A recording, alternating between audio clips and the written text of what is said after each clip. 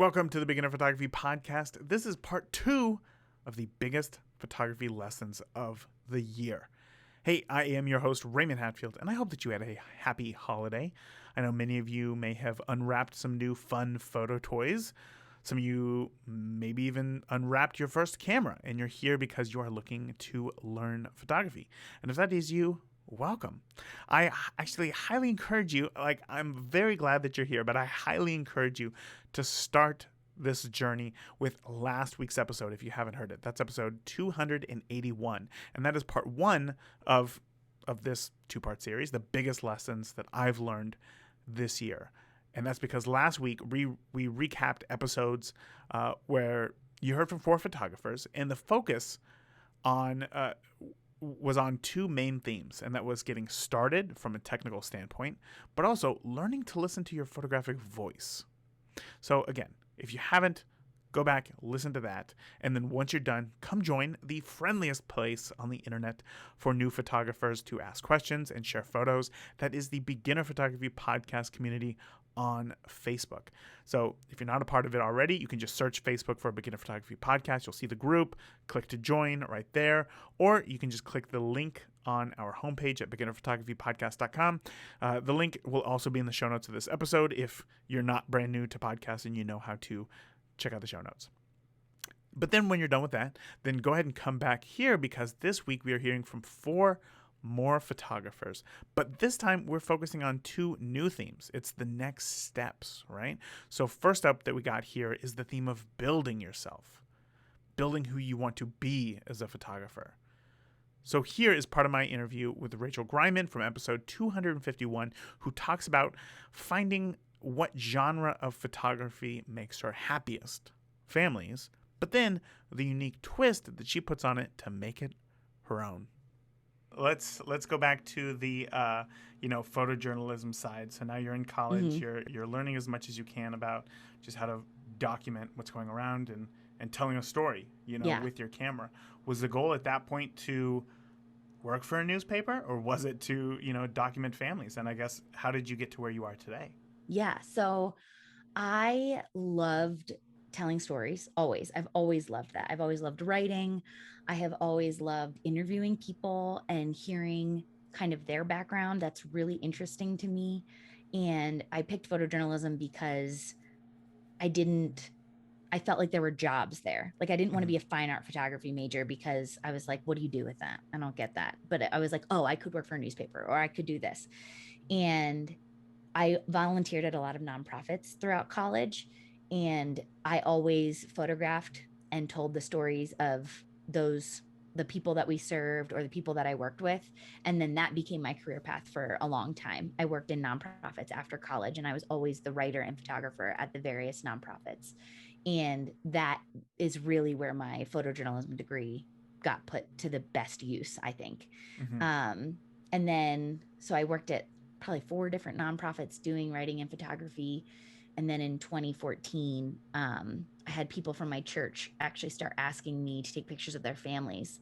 And I noticed that I really, really liked all the images where I wasn't posing anyone. I was really bad at posing people, and I still am.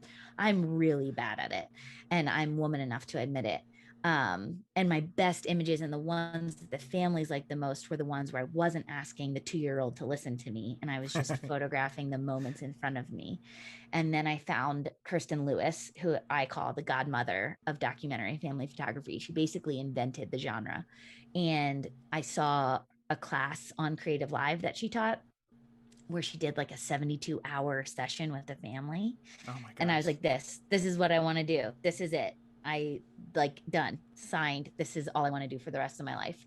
And so I slowly started transitioning out of my full-time job, and I started my business, and then I started doing documentary family. And it was really all the same elements of telling stories at nonprofits and telling stories of, my subjects and assignments in college, just geared toward families. That is incredible. I love to hear that story, and I think that a lot of the listeners are going to resonate with that a lot as well, because we all kind of get some sort of education in photography. I take that back. Some people just go to Costco, buy the camera. Now, Right. where do I start? Right. Yeah. I understand that. But there's also a large portion of people who started, maybe a few years ago.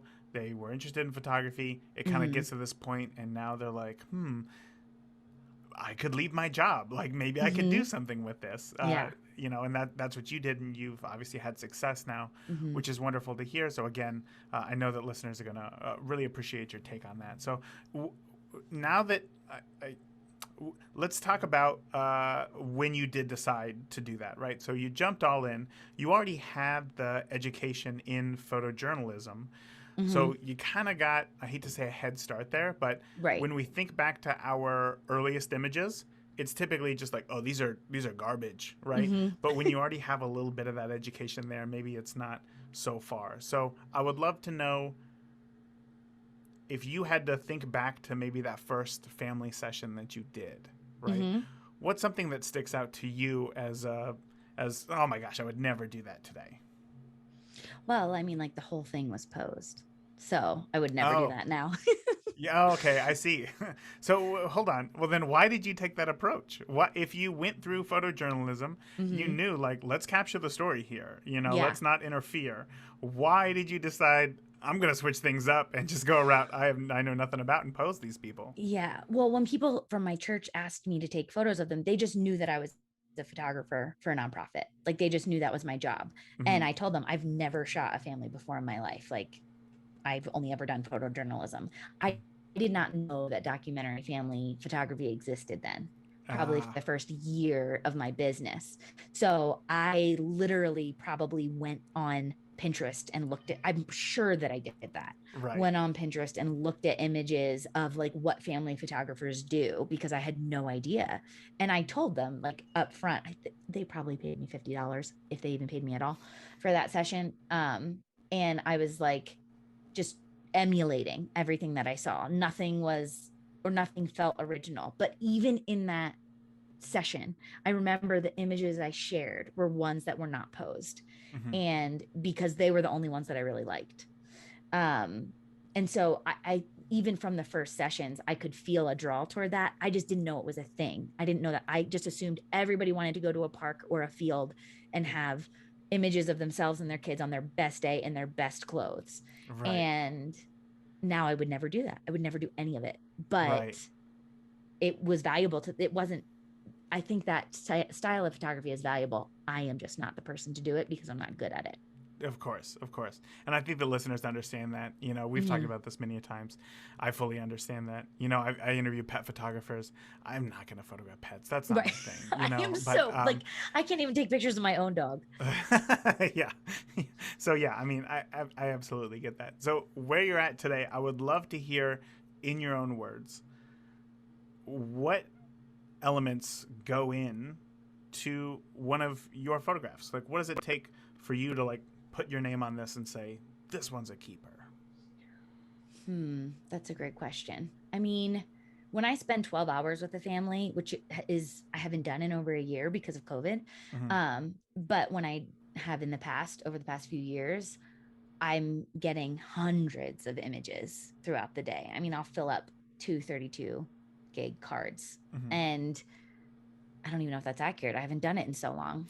Sounds But right. just like We'll go with hundreds that. of images. Yeah. And so like the first cull is usually going through and just getting rid of all the crap ones that are like not salvageable, too dark. Because if you think about it, if in a house, you're changing lighting scenarios Hmm. every time you rotate. Yeah. So, I mean, on a wedding day too, but like usually on a wedding day, if you're outside, you can keep your settings pretty much the same. But in Sure. a house, by a window is a lot different than when you turn around to get the other kid in the dark kitchen. Hmm. So, there's a lot of just have to be scrapped images that I was moving too quick and didn't change my settings in time. But to put my stamp of approval on an image, there usually has to be an action happening. Like it can't just be like I have plenty of like a cute face that they're making at the camera, but it usually has to have an action of some sort. Hmm. Like They have to be picking their nose or picking a wedgie or eating something or yelling. I love having at least 2 subjects in the frame, whether that's a pet or a dog or a toy that they're playing with. It's just so much more interesting if there's more than just a pretty photo of a kid, because I can Yeah. take a pretty photo of a kid with my eyes closed. It's just so much more interesting and unique and tells such a stronger story if there's actually something happening in the image. Hmm. So, how do you? What's the balance there between not wanting to create something versus Mm-hmm. just documenting what's happening? You don't have to create something if there's kids involved. You just Hmm. don't. If you're there long enough, they will show you something weird. Kirsten always says that kids are weird, and They they are weird. are. They're so weird, and Yeah. and if you reward the weird behavior with the click of a shutter, they'll do it 7 more times. So like if they jump off of it and you giggle and take a photo, they're Uh-huh. gonna be like, she liked that. I'm gonna do that again. Sure. And so I just am so rarely ever having to fabricate anything. And I don't like, I never ask them. There is at every family session, I will have them pose for a family portrait, but Sure. that's like 30 seconds. Yeah, yeah. So what's the? This might be more of the customer service or the business side of things, Mm-hmm. but obviously that sort of behavior is probably not what parents think of as good behavior for Right. a photo shoot. So how do you kind of deal with that communication with your clients so that they understand that that's okay? Well, people don't inquire with me unless that's what they want. Mm-hmm. And that is like total positioning in the way I talk about photography and what I show. I Mm-hmm. will never, ever show. And this is the most valuable thing I learned at the beginning of my business was never ever show anything that you don't want to photograph, Mm. because what you show is the quickest way to tell people how you shoot. So if you don't want to pose people, never put a posed image on your feed or on your Right. website or on Facebook. You just you don't want to draw attention to things you're not going to shoot, because that sets your customers up for disappointment and unmet expectations. So for me, when people inquire with me, my process when I tell them what happens, I always say pajamas to pajamas. From the time your kids wake up in the morning till the time they go to bed, that's when I'm there. And I will just document everything that you do. And I always say, I will pull you guys aside in a calm moment when everybody's in a good mood to get a family portrait, but I will only do it once. So Mm-hmm. if you want more than that, I'm not the girl for you. And I typically send them a slideshow or a full gallery of somebody else's session. That way they can see kind of the lay of the land. Like these are the images you're getting. There's going to be double chins, there's going to be kids picking their noses, there's going to be gross eating pictures because it's funny. And if they want that, then great. But, marketing 101, I'm not for everybody. I Right. know that 90% of moms don't want those kind of images, but the 10% who do are the ones that I'm here for. Only show what you want to shoot. That right there is building yourself. Feel free. I mean, by all means, to shoot it all. Right. If somebody wants commercial photography from you and you feel up for it, take it. If you want to approach a local restaurant and ask to photograph their menu, right, obviously the items on their menu, go for it. But that if don't show those images, those light and airy Pinterest photos, if you really just love the raw, unfinished look of black and white. Now, continuing on this theme of building yourself, up next is from my conversation with photo editor Brad Smith from episode 256. Now, a photo editor, if you're brand new, is in the publishing world the person who chooses which photographer to use for which assignment, and then they choose the photos to use for whatever the purpose is needed for, right? Whether it's an ad, what photo are you going to use, a newspaper article, what photo are you going to use, a magazine spread, etc. Now, again, a photo editor in the publishing world is not the person who sits in front of Lightroom all day making other people's photos look better, right?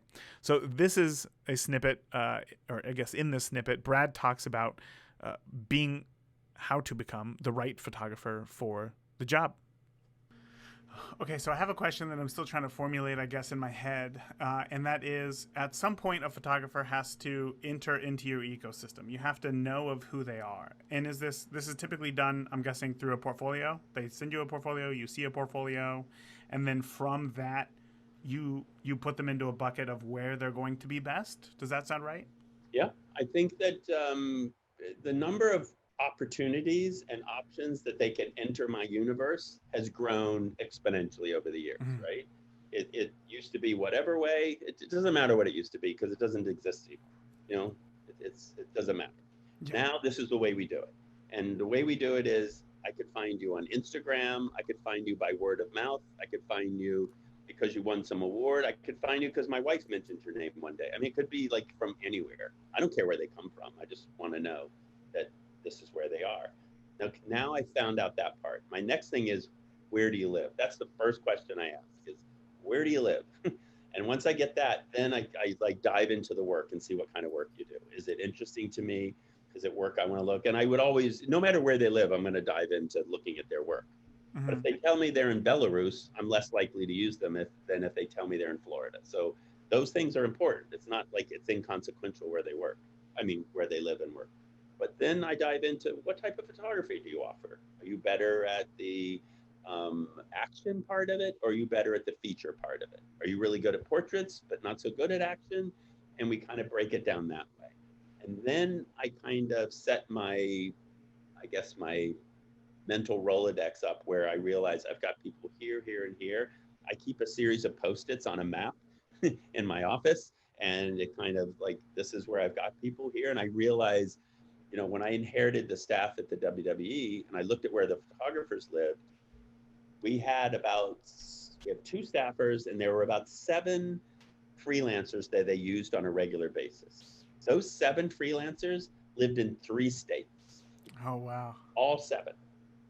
Florida, Connecticut, and California. Every Yeah. single one of them lived in some vicinity of those 3 places.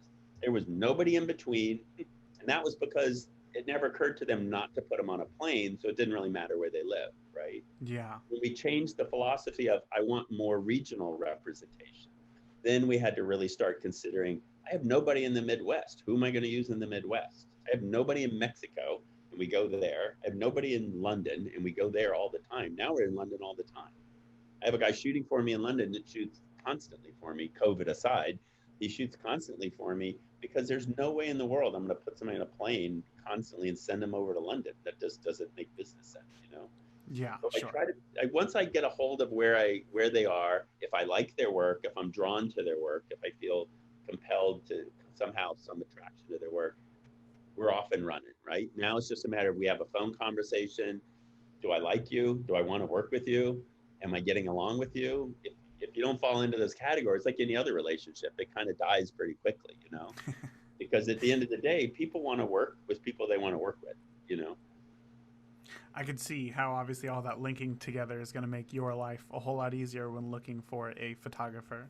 Yeah. But let's talk about the portfolio aspect of it, because I know, again, a lot of new photographers have questions about portfolios. I did when I first started, like as a wedding photographer, like, do I even need a portfolio? How does this work? So for you, what is it that is going to make in that example that you gave, you may talk to 8 photographers, look at 8 different portfolios, 7, not so much, but one of them is going to stand out. What is it in that 8th portfolio that you look at that makes it stand out above the rest? Yeah. So I would say that if I'm looking at a number of books, and again, photography is as diverse as it could be, you know? So I do get asked to look at portfolios, and they're not all sports photographers. They're not all action-oriented event photographers, whatever you want to call the WWE. So some of them are just wanting to get feedback, and that's like a different conversation. That's just a general philosophical photo conversation, right? But the ones that are kind of falling into my category of, I can see working with this person for this reason or that reason. I think that what separates them is their work is it's of a quality that I could use. Number one, I start with that. I have a benchmark of it. It's got to be a certain quality. You have to understand that I'm a primarily promotional, marketing, editorial driven photo person, right? For my company. almost all the photos we use are used internally to promote the WWE again, right? I use the photos that we take, almost the majority of 90% of them are used just to promote it all over again. It's the same person who shoots for the circus. All those photos are just used to promote the circus. They're used to promote the program, and they're used to sell it because they're coming to Atlanta next week. That's what the photos are for. And our company is very similar to that. So with that being the case, what I want is somebody who kind of lives within the guidelines, I guess, so to speak, or certainly the style of what we do, right? Which is not sketchy black and white, and it's not anything that's like some kind of quirky kind of processing thing, and it's not this shoot from the hip guerrilla journalism thing where it's all out of focus and really kind of like street. That's not what we do. I appreciate that stuff, but that's not what we do. I need somebody that can come in and document what we do on the parameters that we do. So the quality is there, and yet your work somehow is distinguished by being a little different than other people, right? That's the hardest thing, I think, for photographers to really get a hold of, because they are fed so many visuals from so many people that they rightfully so are trying so hard to kind of emulate, style themselves after, and so forth. And it all sounds good until you find your own style. And hopefully it's sooner than later that you find this is my direction, right? And to say what it is impossible. It's like love. You just know it when it hits you, You couldn't define it if you wanted to, but you can try. Everybody's been trying forever, but the reality is it when you feel it, right? So Yeah. If that makes sense. And they don't necessarily had to have shot wrestling before to shoot it. I've got a bunch of people who work for me who are more traditional sports type photographers, and they're learning the wrestling part, but they're bringing the hand-eye coordination, action type photography with them and doing a great job understanding that part of it. And they're just shooting this sporting event instead of a different sporting event, Yeah. I would imagine that I've never shot a football game or a baseball game or a wrestling event, but I would imagine that it's kind of similar in the ecosystem where you need to show like everybody's here. You need to get the action itself. We need some payoff. I understand that, but when it comes to building the portfolio, how do we recognize gaps in what we have? Does that question make sense, or is it dependent on who's viewing the portfolio? Well, I mean, there's no doubt that the second part is true, because you could show it to 5 people and literally get 5 different recommendations on what you should do in the portfolio. So I don't, and that's because it's not math, and it's a subjective business that we're in. That's what you have to do with it. And I would recommend that every photographer, A, don't take anything personally if it's possible.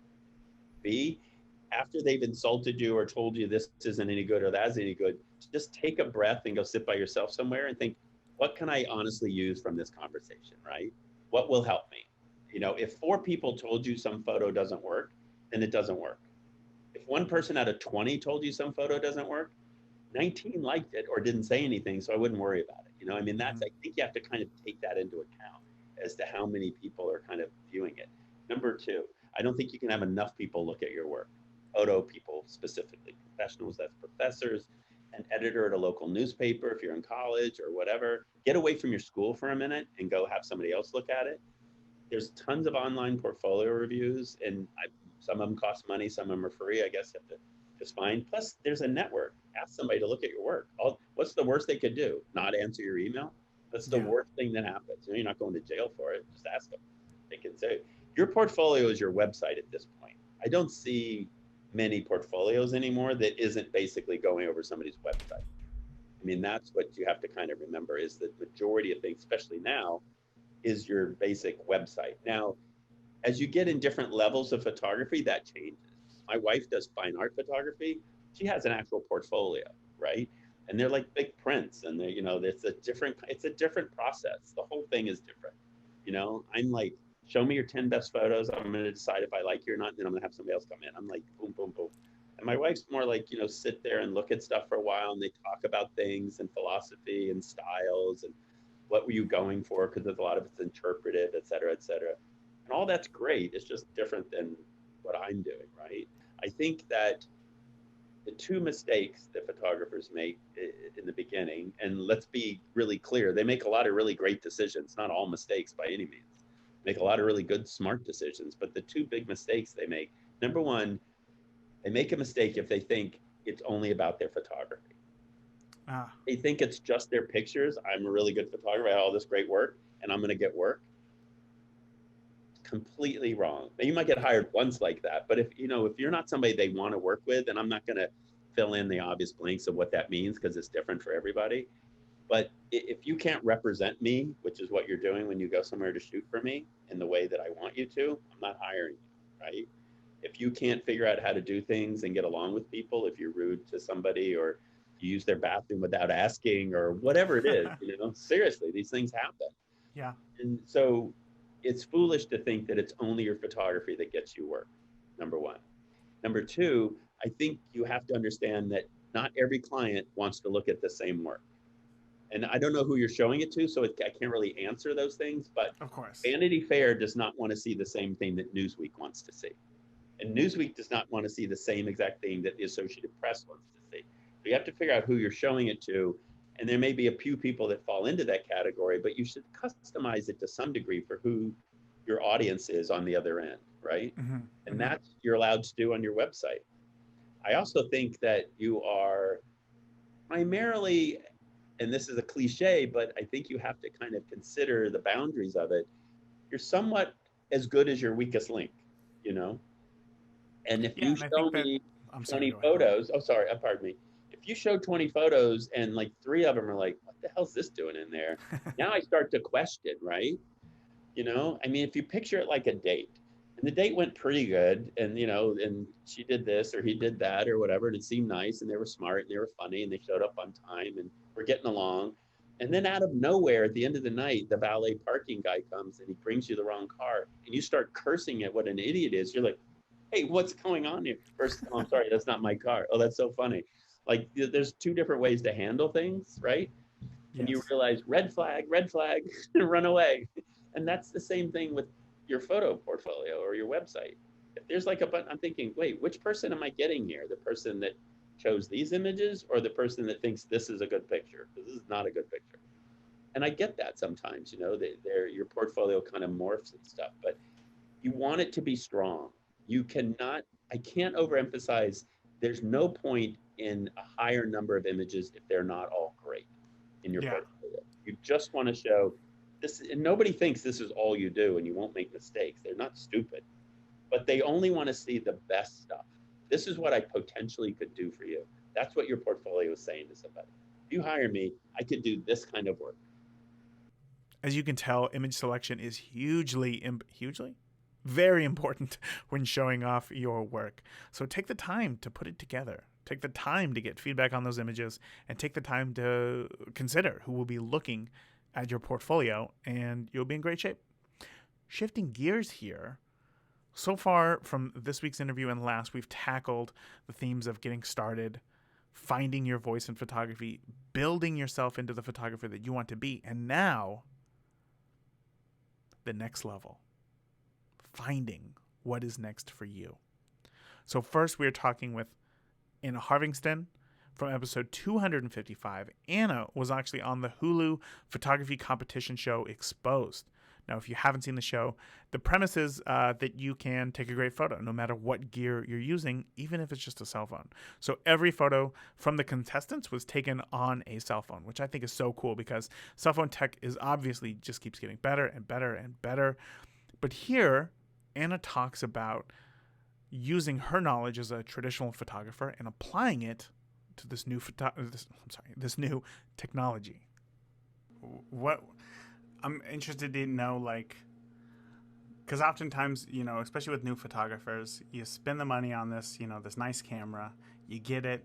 Sometimes, obviously, it's going to be larger than a phone, and at points you do have to make that decision of like, well, when do I choose the phone to take a photo, and when do I choose the DSLR here? So, do you have like a yes no type answer for when you would use either or? I mean, I don't think I would ever shoot anything that I did for like a client, or not that I really run like a business, but like if I'm like, taking photos for friends or something, I would never just take my phone and whip that out, be like, here we go, let's get started.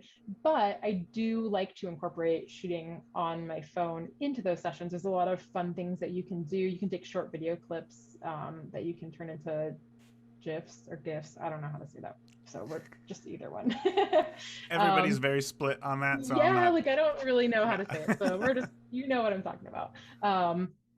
And, just like having like different lenses available on the phone, the ultra wides, the telephoto, different effects that you can get easily on the phone. Like it's just fun. A lot of people want to print their stuff, but a lot of people are just interested in sharing it online. And so like to have those fun little moments, I'm not worried about it being shot on the biggest sensor possible.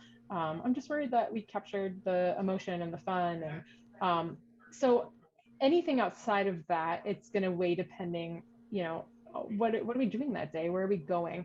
The past couple of trips, obviously it's been a little while since we went on like a trip, but like my husband and I try to go somewhere once a year for a week or so. And I am usually very intentional about only bringing my phone because, we're there to enjoy ourselves. And the point of the trip isn't for me to bring my camera and set aside all this time. But at the same time, I still want to document as we go.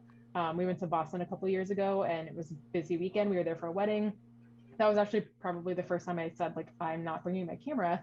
And I just shot the whole weekend on my phone. And then we had like a 2-hour plane ride back home. And it was so cool because by the time I got off the plane, I had culled all my images, edited everything. Like the whole trip was like edited. And I was like home and I was like, wow, this is like so cool. And I could just share the images like whenever I wanted to. So I think it's kind of embracing, I could have very well brought my camera and I could have turned out the same images or better images. I don't know. But the point was that I wasn't worried about turning out like professional level images from that. So I brought my phone. And like on that note, I think it is getting harder and harder. If you know what you're doing as a photographer, it's getting harder to decipher what was shot on what. And I'll refer back to the show and there's been naysayers that are like, oh well, this whole show was shot on phones, it's garbage. But if I'd showed you the images that we created before I told you that we shot them on phones, would you have known that we shot them on phones? Because I'm gonna wager that your guess is probably no, you wouldn't have had any idea. I was born in '88, so it's like growing up, I didn't even have like a cell phone in high school until like I was a senior. Yeah, And now it's like, but now the 20-year-olds or whatever have had phones their whole life, and I feel like I can look at them, and they're just, I mean, obviously not as a whole. This isn't a blanket statement, but there's more creativity, like freely, like maybe it's easier to be creative, like when these tools are more accessible, so right. Yeah. So as you were saying there, thank you for trying to for putting together my long convoluted idea into much simpler terms there. And I feel like I would probably also feel pressured to maybe just throw like a Hail Mary pass and do something that maybe that wasn't within my zone of genius in terms of photography. Did you feel like that at all, or you found it pretty easy to stay true to your style? Yeah, I did. I was able to really stay true to my style. I think for that first episode, it's like they throw that flash on at you. This is so brand new. There's cameras everywhere. Like you're just like, I was like petrified. I'm sure if you watch it, you'll be like, oh wow, she's terrified. And so I think I was trying to be very like literal at first, like with the challenge that we had. And it wasn't that what I created was bad. It just didn't stand out in any way. So I very quickly figured out like, okay, I need to stay true to what I know, because what I don't have time to do is try something completely different. I don't have time to emulate somebody else. But I also have to throw creativity in there. So how can I do that? How can I bring over these skills that I'm good at, that I know I'm good at? And then what can I add? So it's kind of like playing it safe in the risky zone. It's like, I've got to be risky enough to stand out, but I also cannot deviate so far from myself that, like I'm very comfortable. I edit in Lightroom, and I would never like put it on myself to create something perfectly in camera that I'm like, I'm not going to touch this later. Like I don't do Photoshop and stuff. Like that's not really in my like my area of expertise, but it's like I shoot knowing that I can like alter colors a little bit. I can, like dodge and burn, and like I can do these tweaks that are going to bring this to life. So how do I take a photo, know that I can use those skills, and then what can I add? Like what's the extra layer? What's the icing on the cake that I can throw on, that I'm comfortable doing, that is going to make me stand out in this competition. Do you have an example of what that icing on the cake was? Are we talking editing, or are we talking tricks in camera? I think it just depends on each challenge. So like to talk about the first portfolio challenge, we had to self-portraiture, which we were all terrified of. And then we had to recreate a historical painting. And so for me in that moment, my thought process is, okay, what literal elements, going back to the flash challenge in the episode where it was a throwback Thursday challenge, we had to recreate a childhood photo of ourselves. And I very literally brought elements over, tried to lay things out, exactly the same as they were in the photo.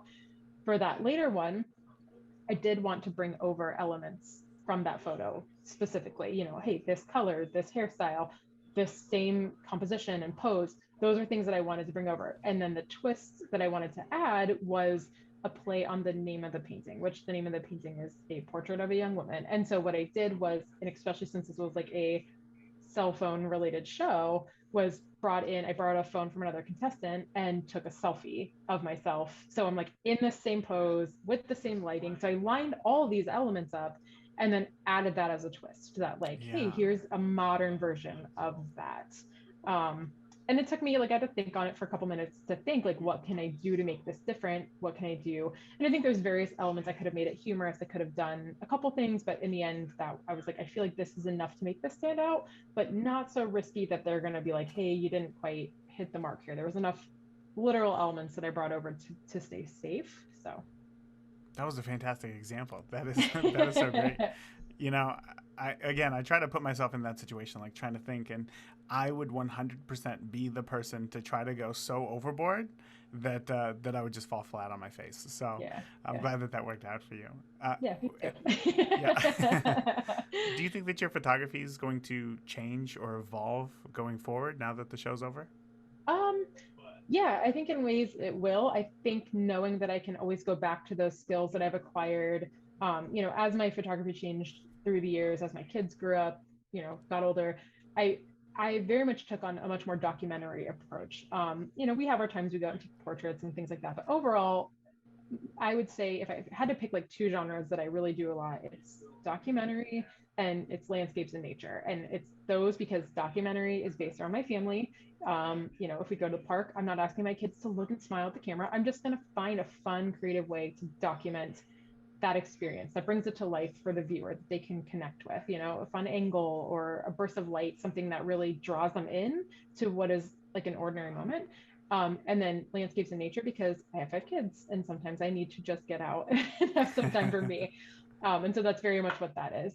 But I think moving forward, being able to take those elements and things that I've learned shooting those two genres specifically, and then use them to capture other things, whether it's branding and working with businesses using a photojournalistic, documentary approach, or whether it's shooting people, but thinking of like setting up a scene similar to how you would want something to be pretty like in nature, so I think it's kind of like, it's like I said, it's ongoing, and I want to bring elements of who I am and where I come from, what my story is, and then continue to explore like new things with that. What I love is that even though Anna is an accomplished photographer and she has proven her abilities with a cell phone, she still looks ahead and seeing ways that she can continue to grow as an image maker. You really have to trust yourself. That is so cool. Now, we have had an incredible lineup so far of amazing photographers, but I want to leave you with my biggest takeaway of the year, which came from Huy Nguyen in episode 257. Now, Huy is one of the founders of Fearless Photography, a blog, a selection of photographers who truly are fearless in what it is that they do, in the way that they capture their work. Now, he's been shooting, decades worth of experience. So he is the man to talk to about this, and I'm really excited about what he shares. Here, he starts out with a progression of simple mistakes that beginners make in their images, and then how it progresses to get to the point to where you become just fearless in your photography. Because I know that you've hosted, many workshops with other photographers, often new photographers who want to capture those more emotion-driven moments. Where do you think their struggles are? Like when you look at their images and try to help them get to where you are, what do you think that they're missing in their photography?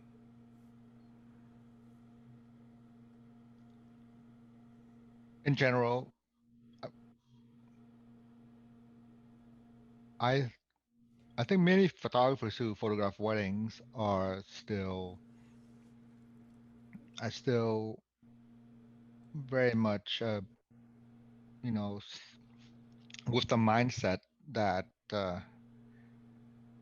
weddings are about beautiful people in beautiful places, Mm-hmm. and somehow that that sort of colors everything they do.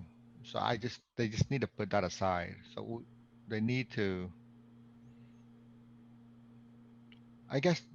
So that's the whole thing about fearless, right? Fearless is about putting things aside and committing yourself to doing something, and not worry about not getting enough beauty photos, because that time will come and you will please your clients. If your clients are in tune with what you do, if your clients want to, so the hardest thing is not committing to it. I think it's not committing to it and it letting them and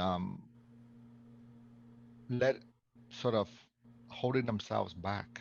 People are holding themselves back because they make up reasons. And I don't want to say everyone does this, but I think that's why I see it's like when we don't want to do something again, we say the client doesn't want that. The client doesn't want that photo. Um, I don't want it, or I can't do it, or I don't have to. Whatever. We rationalize what we don't want to do. Mm-hmm. So when people are not committed 100%, then they're very good at rationalizing and coming up with reasons why they can't commit to it. So a lot of it is you think that a lot of it is perhaps mental block rather than education or inspiration? Does that make sense? A lot of it, there's equal parts on everything. Mm-hmm. So that's why photography is so interesting, right? It's not just learning how to use the camera.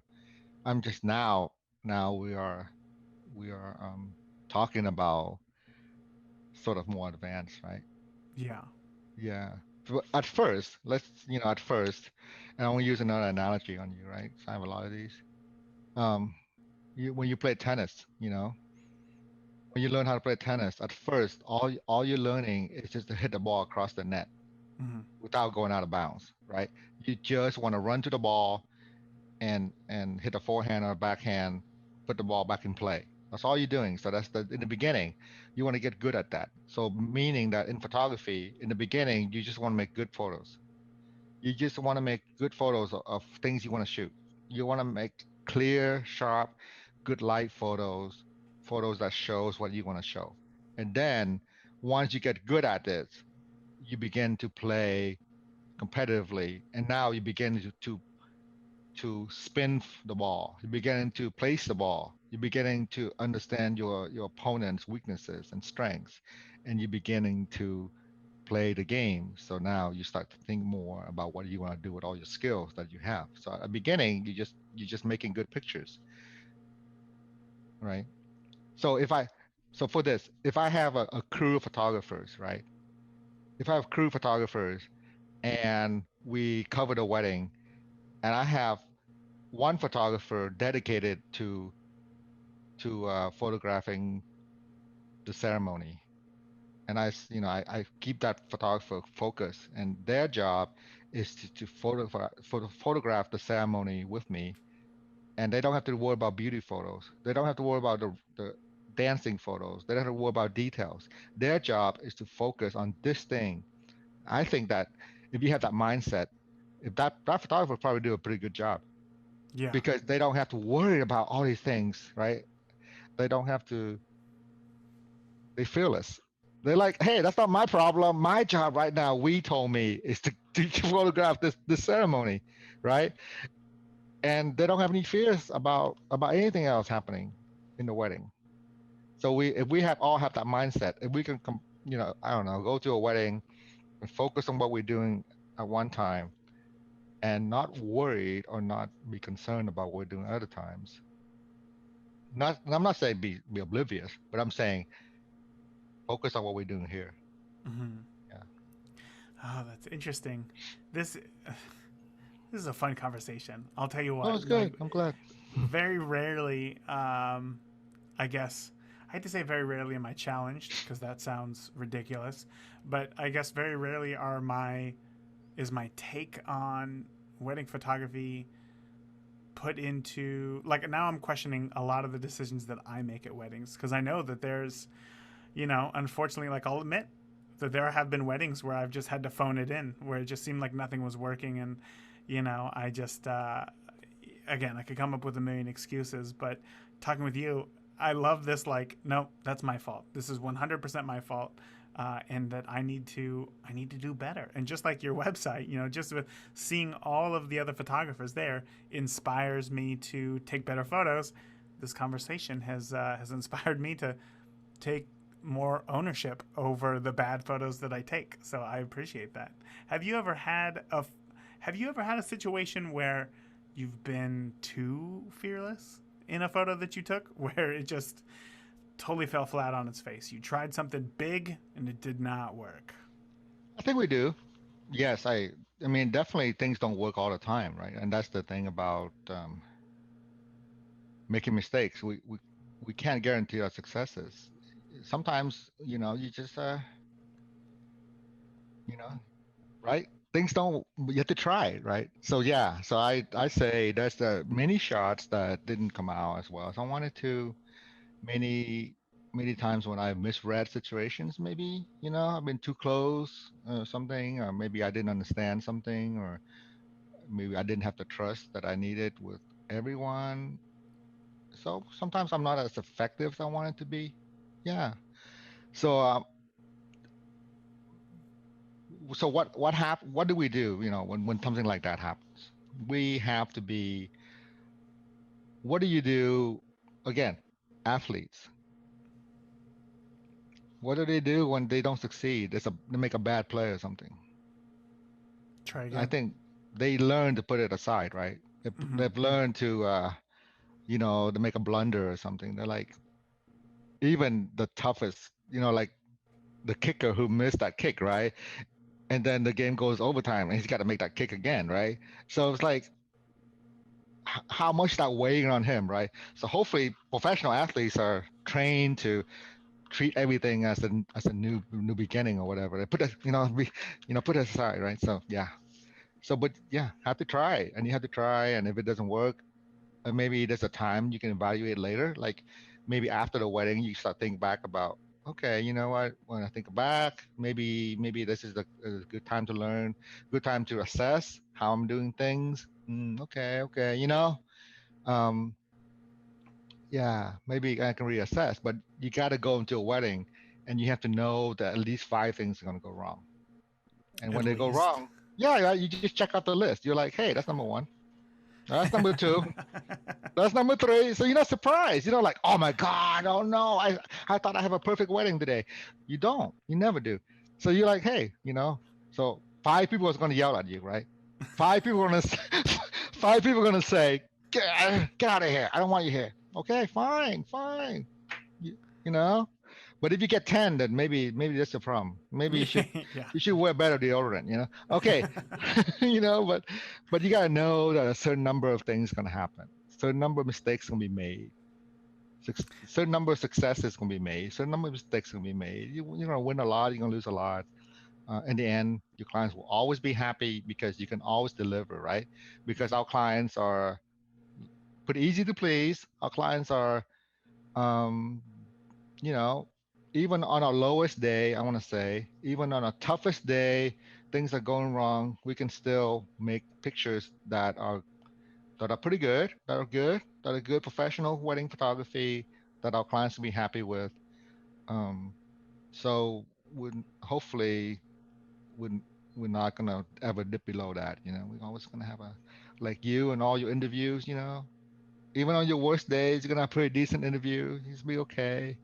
Not gonna have the great interview sometimes, but Your minimum is pretty good, and yeah. So Well, I'm happy to say that this is not going to be one of those interviews. This is definitely going to be one of the most hey, memorable ones. This is going to be one where I know I'm gonna have to go back and listen to this before every wedding, just as an audio kick in the butt that I need to own up to everything that I'm gonna do on a wedding day. exactly. Just That's remember, the kick in the butt is the challenge is where the fun is, right? If you yeah, go to a wedding and you're not being challenged, that's no fun. That I mean, make money, great, but it's not that fun. It's fun. It's fun when things are thrown at you. It may not seem like fun, but that's when, and that's why we make the big bucks, right? That's why wedding photographers are paid so much.